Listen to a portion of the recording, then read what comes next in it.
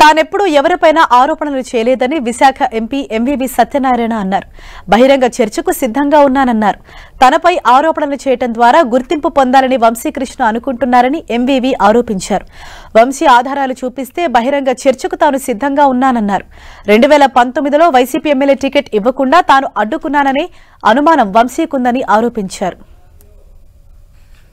జనసేనలోకి వచ్చాడు. అతను వచ్చిన రోజుని ఏదో ఒక ఎమ్మెల్సీ వచ్చేస్తున్నాడని అన్ని టీవీలు మీడియాలో ఒక వారం రోజులు అతను చూపించినాయి. ఏదో అతను అన్నాడు, నేను అన్ని రాష్ట్రం అంతా పర్యటిస్తాను, మొత్తం అందరినీ యాదవులను సమీకరిస్తాను, యాదవులకు తాటి మీద తెస్తాను, మొత్తం ఎమ్మెల్సీని ఎంపీలని ఎమ్మెల్యేలని తెచ్చేస్తాను, మొత్తం అని కార్పొరేటర్లు తెచ్చేస్తానని ఏదో మాట్లాడాడు. తీరా చూస్తే ఒక ఎమ్మెల్యే కాదు కదా, ఒక ఎమ్మెల్సీ కాదు కదా, ఎంపీ కాదు కదా, కార్పొరేటర్ కూడా అతనితో వెళ్ళలేదు ఈరోజు. అటువంటి పరిస్థితుల్లో పార్టీ పూర్తిగా ఇతను గమనిస్తూ ఉంది.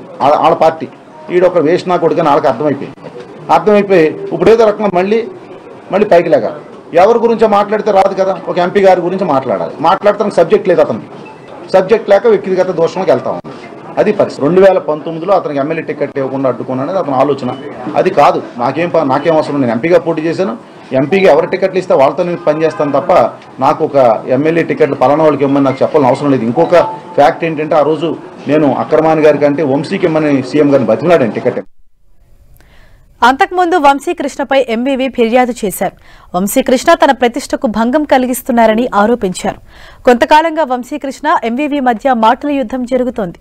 వంశీకృష్ణ విశాఖ తూర్పు ఎమ్మెల్యే వెలగపూడి రామకృష్ణబాబు ఎంవీవీపై ఆరోపణలు చేశారు. రాష్ట్రంలో గెలవబోయేది జనసేన టీడీపీ ఉమ్మడి అభ్యర్థులేనన్నారు. విశాఖలో ప్రతి భూ కబ్జా వెనక ఎంవీవీ ఉన్నారని ఆరోపించారు. టీడీపీ జనసేన ప్రభుత్వం రాగానే ముందుగా చర్యలు తీసుకునేది ఎంవీవీపైనే అన్నారు. వంశీకృష్ణ వ్యాఖ్యలను ఎంపీ ఎంవీవీ తీవ్రంగా పరిగణిస్తున్నారు. నేను ఏ ముఖ్యమంత్రి కాపాడుతాడు, ఎవరు కాపాడుతాడో కాపాడాలి, దాని నుండి కాపాడుకోమని చెప్పు. నేను ఛాలెంజ్ చేస్తున్నా. దమ్ము నీకుందా ఉంటే ఛాలెంజ్ రా. ఎవర్రా చెప్పినాడు నీకు? నీ వెనక తిరిగి వాళ్ళు చెప్తున్నారా? తీసుకుని వాళ్ళందరినీ బుద్ధి తెచ్చుకుని ఒక్కసారి నా గురించి ఎక్కడ మాటని తెలిస్తే తన్నులు తప్ప నీకు. ఒళ్ళు దగ్గర పెట్టుకుని హెచ్చరిస్తా ఉన్నా. నీకు దమ్ముంటారా, నీ ఎక్కడికైనా రెడీ. ఏ సెంటర్ రమ్మన్నా వస్తా, నీ ఇంటికి రమ్మన్నా వస్తా. నేను ఎవరికి భయపడినావు? నేను నీ దగ్గర ఏమైనా ఒక రూపాయి శాసించలేదు. నీ సీఎం దగ్గర ఒక టికెట్ కూడా తీసుకోలేదు, ఒక బస్ టికెట్ కూడా కొనుక్కోలేదు. నేను ఎవరి దగ్గర ఒక జెండా తీసుకోలేదు. మీ సీఎం కానీ చెత్త రాజకీయాల వల్ల బయటకు వచ్చాను.